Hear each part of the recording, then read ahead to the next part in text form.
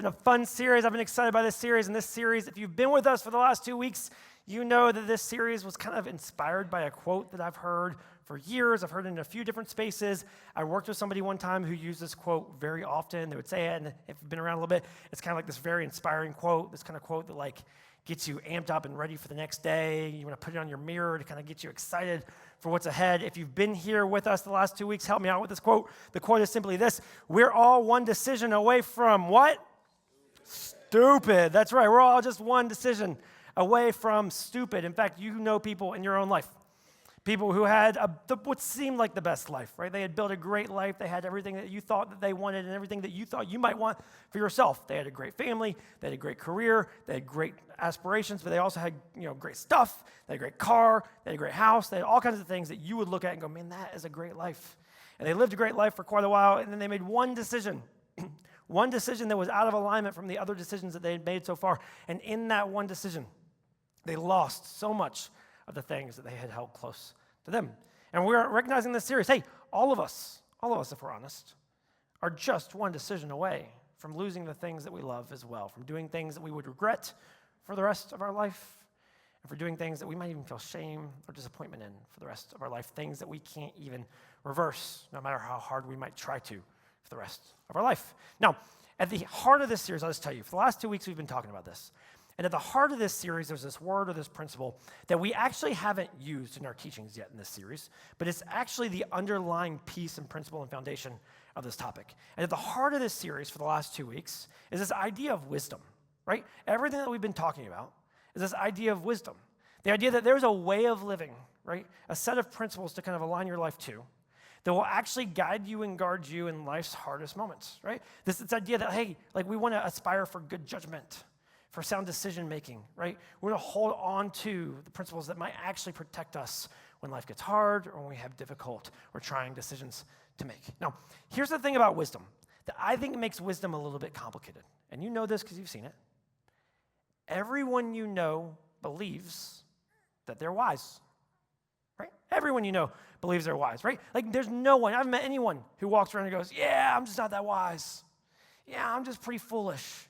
Yeah, I just don't have sound judgment, right? Like everyone you know, even the most foolish person you know, believes that they're wise, right? And you don't know that you're not wise until you make a decision that wasn't wise and then experience the repercussions of that decision and all of a sudden recognize, hey, maybe that wasn't the wisest thing for me to do, which I think is kind of the challenge with wisdom, which is simply this. It takes wisdom to recognize wisdom. So if you have none, you don't know that you need it. Like if you lack wisdom in a moment or in a circumstance or in an area or part of your life, you don't actually have enough wisdom to recognize it when it walks into the room. And you've seen people like this. You've seen people who are right on the brink of making a decision that you know was not the right decision or you knew wouldn't be wise for them. And you even tried to warn them. You even tried to speak some kind of truth or principle or wisdom into them. Say, hey, can we just talk about this for a minute? Because I think you're going in a direction that you don't want to end up in, right? Hey, you tried to process this with them and speak wisdom into their life. And they just wouldn't listen. Now, I'll tell you, I lucked out in life because I married the wisest person that I know. And over 10 years of marriage, there have been many moments where she has looked at me and she's tried to say, hey, I gotta warn you about something. Hey, dude, I don't think you're seeing that the right way. Hey, man, I think you're missing it. And I was missing it, but I didn't realize I was missing it. And I lacked the ability to see that I was missing it. And I would dismiss it, no, I think I've got it. No, I think it's okay. No, I think this decision will be fine. And about 5 years ago, she just developed this phrase that she just says back to me in those moments where she's just bringing wisdom to me, and I just won't receive it. She'll just look at me, she'll just go, listen, if you're stupid, it's your own fault. And that's the end of the conversation. Close the book. We're done. If you're stupid, it's your own fault. In other words, I tried to warn you. I'm washing my hands. You didn't listen to me. Now, you've been there in those moments. There have been times in your life where someone tried to warn you. They tried to give you a big flashing caution light, and you just wouldn't receive it, right? Maybe they tried to tell you that, hey, it's not time to buy that new car at 22 years old, right? Or, hey, maybe it's not the wisest thing to open that credit card right now to build your credit, you know? Or maybe they looked at you and said, hey, like maybe you should get to know them a little bit longer before you say, I do.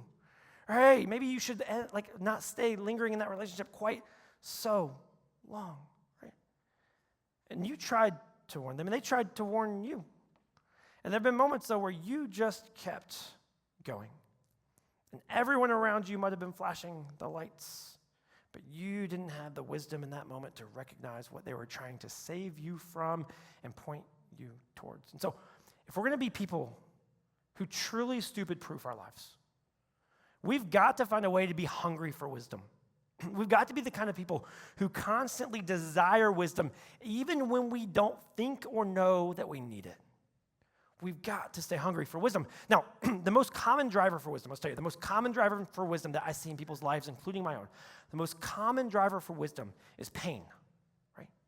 Touching the hot stove first, getting a little bit too close to the fire, and feeling the effects of that, experiencing the repercussions of that, which is why the wisest people you know are typically some of the oldest people you know, because they've experienced enough pain in life to be able to go, hey, I've been where you are before, and it didn't go the way that I thought that it would.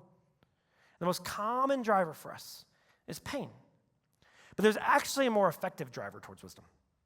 Something that if we actually stay focused on, we would find ourselves with deeper wisdom than we could ever imagine. In fact, I'd even be willing to bet that everyone you know who at some point made an unwise decision lost sight of this one thing and one piece of their life. In fact, I'd also say that every time that I and you have made decisions that we regret, there were moments when we lost sight of this one thing as well. Now, to discover this thing, we're going to lean in this morning to a story about an ancient king, a king who was actually the third king in the nation of Israel, right? A king who was actually known among the Jewish people to become like the wisest man who'd ever lived. I mean, he was the kind of king who people would come from different kingdoms to come and just sit and listen and learn and study underneath of him because of his wisdom. The kind of king whose decision-making was always sound and always right. The kind of king who became known for generations and generations and generations and generations. Even today, especially among the Jewish people, they would say he's the wisest man who's ever lived. Many of us would have read his accounts and also said, man, this guy is the wisest man who ever lived. Now, his name is Solomon. And there's a story that began to be told, right, and was kind of preserved and passed down from generation to generation about how Solomon received his wisdom. We're going to talk about that today. But we're also going to find out as we unpack the story, it's not just how he received his wisdom, but what it actually was that drove him to seek it. Okay. Now, Solomon, when he was the third king of Israel, right, very early in his reign, the author of 1 Kings tells us something about Solomon that if you're reading quickly just seems like a minor detail, but he's actually telling it because his original audience would have understood the meaning of it. He says, Solomon made a marriage alliance with Pharaoh, the king of Egypt. You're like, that's great. Solomon got married. Cool, congrats, bro. We'll send you a blender, you know? But the author's telling us this because there's actually some loaded information within the sentence, right? First off, the fact that the king of Egypt, or the Pharaoh of Egypt, would actually choose to make a marriage alliance with Israel tells us two things. One, it tells us that the great empire of Egypt was starting to lose some of its influence in the region. It was actually becoming weaker and weaker. The fact that it would choose to ally with Israel. The Egyptians rarely made alliances because of their size and their strength. So the fact that they would make this alliance tells us that they're already losing some strength. It also tells us that the king of Egypt looked at Israel at the start of Solomon's reign and said, that's a nation strong enough and worthy of an alliance. It actually tells us something about the strength of the position of Israel. And so right at the top of Solomon's reign, the author of 1 Kings is telling us that, hey, Solomon's crushing it. Solomon is off to a great start as the king of Israel, right? The kind of start that would make someone feel wise. The kind of start that would make someone feel like they've got it all together in the same way that many of you have started a career at one point in your life. And you started your career with like a great fast shoot, very fast upward trajectory. You ascended the ranks quickly, right? And you just immediately felt like, man, I've got this thing figured out. Or in the way that many of us started out in marriage, right? And you had like the best first year of marriage. And you looked at each other and said, I know other people have marriage problems, but man, we are perfect together. You just felt so wise and so ready because of the way that you started, right? Or the ways that some of us started a new chapter of life.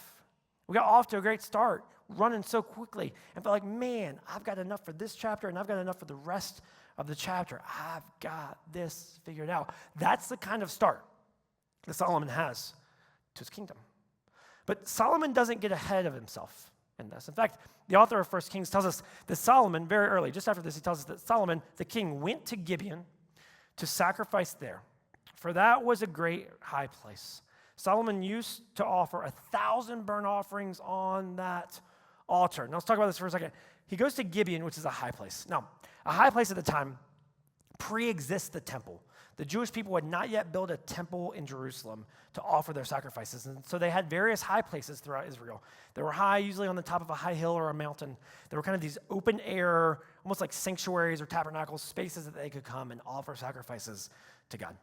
And Solomon goes there very early in his reign to offer sacrifices there. Now, the author goes on to tell us that at Gibeon, the Lord appeared to Solomon in a dream by night.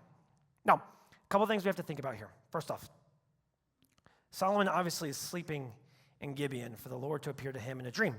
Now, where is Solomon sleeping in Gibeon? All right, it's probably not a hotel for him to sleep in. The author doesn't tell us that he sets up some kind of camp or anything like that. Most likely what's happening here is something that was a common practice among kings in the ancient Near East. It was common for a king to go to a sacred space if they were looking to hear from God. Right? They were looking to hear from a divine being, right? They would go to whatever sacred space was theirs in their culture, their context, their nation, their religious structure. They would go to that sacred space and they would actually sleep there in hopes of receiving a divine dream from their God. And so most likely, that's actually what Solomon is doing in this moment, sleeping in an open air sacred space in hopes of connecting with Yahweh Yahweh the God of Israel. And so he sleeps there. He puts himself in a posture to listen and to hear. You ever found yourself wishing that God would make himself known to you? That's what Solomon is feeling in this moment. But he actually takes the time to put himself in a position where he might actually receive a word from God. So the author tells us that God comes to him in a dream by night and said, "Ask what I shall give you." In other words, hey, you're here. You're looking for something. What is it for me that you would like? And Solomon says to God in this dream, "You have shown great and steadfast love to your servant David, my father, because he walked before you in faithfulness, in righteousness, and in uprightness of heart toward you. And now, O Lord my God, you have made your servant king in place of David, my father." So he's taken this new position of king. He says, "Although I am but a little child, I do not know how to go out or come in." Solomon's not actually a child in this moment. He's saying, hey, I feel like a child this moment. I don't know what I'm doing. I got this ally with the king of Egypt, but I don't know really what I'm doing in this moment. I don't know. I feel directionless. I feel unsure of how to make decisions or lead forward. In moments, he acknowledges his new position of king, but he feels overwhelmed by it. He feels the weight of it. Why?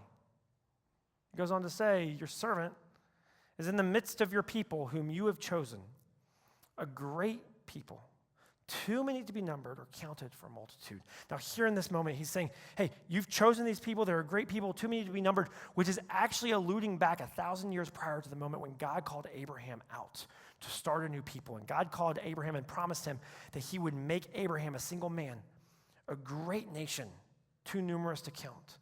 And Solomon in this moment is saying, hey, I'm the king today, but I'm not, this isn't a new thing today. I'm actually stepping into a story that's bigger than me, that's far previously existed in me.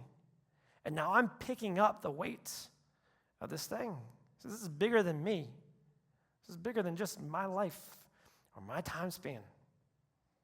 And feeling the weight of that, he says, "Give your servant, therefore, an understanding mind." Now, let's talk about this for a second. An understanding mind is how we translate this today because we think about wisdom as being something that's mental.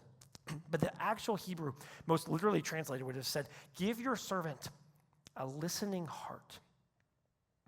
They believed that wisdom was actually found in the heart. And Solomon's saying to God in this moment, hey, would you give me a heart to hear from you? Would you give me a listening heart? Would you keep my heart in a continual posture of listening and receiving? It's one thing that I just ask for wisdom. That's transactional. What Solomon's asking for here is actually relational. Would you keep me in a posture of constantly listening for your wisdom in each and every moment? Would you give me a listening heart? Not to expand my military, which is what many kings would look for wisdom for. Not to give me better alliances with more kingdoms. Not to increase the wealth and the economy of my country. No. He says, give me a listening heart to govern your people. He's driven by something else in this moment. Give me a listening heart to govern your people, that I may discern between good and evil. For who is able to govern this, your great people? And Solomon receives wisdom from God in that moment and throughout the rest of his life, because of the thing that he asked for in that moment. When everyone else would have asked for wealth, when everyone else would have asked for stuff, when everyone else would have asked for a bigger and more expanded territory to govern, Solomon asks God to keep him in a position to constantly receive from God, so that he might have the wisdom he needs, not for himself, but for the sake of the people who he had been called and placed in position to serve. See, in this moment, Solomon recognizes his position as king, but he's more focused on the one thing that will always drive us towards wisdom. Solomon stays even more focused, not on his position, but on his purpose.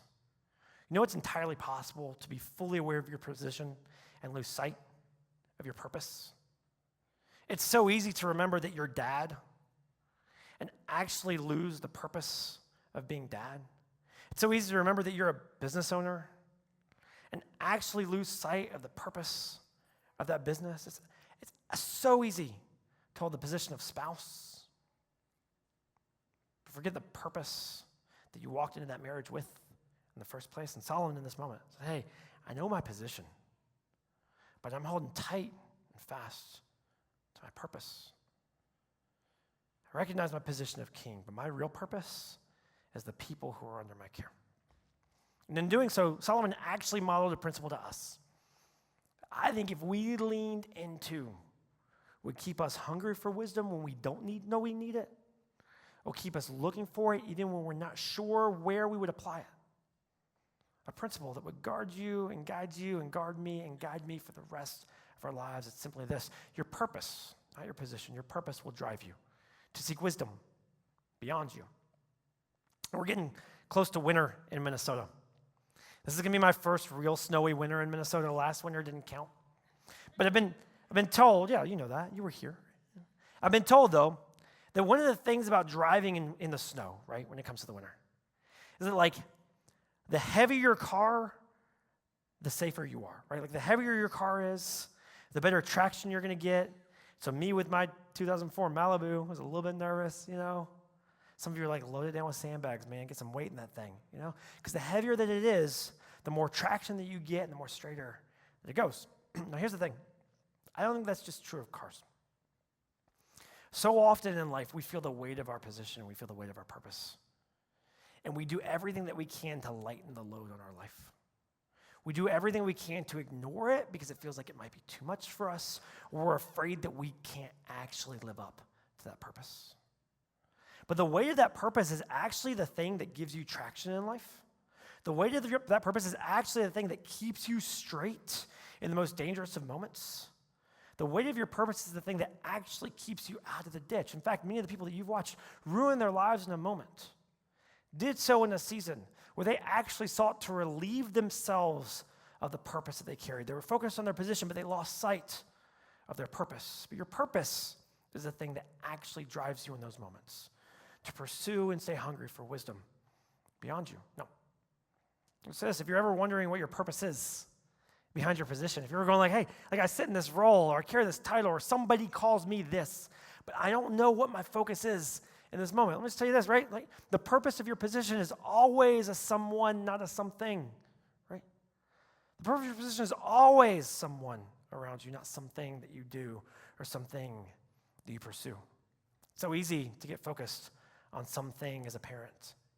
providing for what they need, making sure that there's a roof over heads, clothes on bodies when they go off to school, food on the table, and actually lose sight of your role at that table with the people at that table. So easy as business owners or leaders or sitting in management or employees to get focused on the product that you provide and lose sight of the people that you serve, your purpose, the thing that gives weight to your life, the thing that keeps you steady and focused, the thing that drives you to wisdom before you even know you need it. It's not your position. It's not a title. It's not what they call you. It's a something or someone, not a something. No. There's one more piece of Solomon's life that I think we need to lean into if we're going to live lives worth calling stupid proof. Because Solomon leaned in with a listening heart for his entire life, in every area of his life, except for one. There's one piece of Solomon's life where he didn't lean into wisdom. One part of his life where he didn't listen closely. And at the end of his life, it actually cost him and his family in ways that he would have never predicted. Near the end of Solomon's life, the author of 1 Kings reminds us of a piece of wisdom that God had given the people of Israel. Embedded within Solomon's life, he reminds us of this piece of wisdom where God had looked at the people of Israel about how they ought to act and operate when they started moving into new places and encountering foreign people who didn't believe what they believe or didn't worship the same God that they did. And the piece of wisdom that the author of 1 Kings reminds us of is this. He said, you shall not enter, this was God's words to his people when they moved into this area, you shall not enter into marriage with them, these foreigners, neither shall they with you, for surely they will turn away your heart after their gods. God knew that if his people began to intermarry with a group of people who didn't believe what they believed and didn't serve God in the ways that they served God, that at some point it would actually pull them away from their relationship with God. Now, you know from the beginning of Solomon's life that very early on, he actually took on a relationship, a marriage, with a foreign princess from Egypt. But that wasn't just it. The author of 1 Kings let us know that throughout his life, he continued to take on new marriages from people outside of Israel, many of them marriage alliances, feeling like it was for the sake of protecting himself. The author tells us that Solomon clung to each of these wives in love. He's unwilling to let them go. Now, I can imagine Solomon, the wisest man who ever lived, telling himself in these moments, fully aware of the wisdom that God had given, telling himself in these moments, hey, this won't affect my heart. This won't affect my life in any other area. I can keep this compartmentalized. I can keep this close, and this can just be a piece over here. And I can cling to them and also cling to wisdom. I can cling to them and also cling to serving my people well. I can cling to them and also pass on a great dynasty to my family. But the author tells us that Solomon had 700 wives who were princesses. They're foreign princesses. And 300 concubines. And sure enough, his wives turned away his heart. That listening heart that Solomon had asked for. Over time, began to listen less and less. Over time, recognize less and less wisdom. And now he's actually unable to hear wisdom from God. The author tells us that when Solomon was old, his wives turned away his heart after other gods.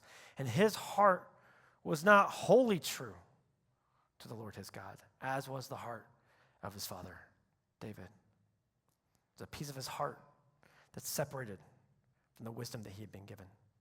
A piece of his heart that was no longer listening. And no longer was he wholly and solely focused on the wisdom that he'd asked God to allow him to hear. You know, we live in a world that often tells us that we can compartmentalize our heart. We live in a space where it's okay to be a great CEO and a terrible spouse.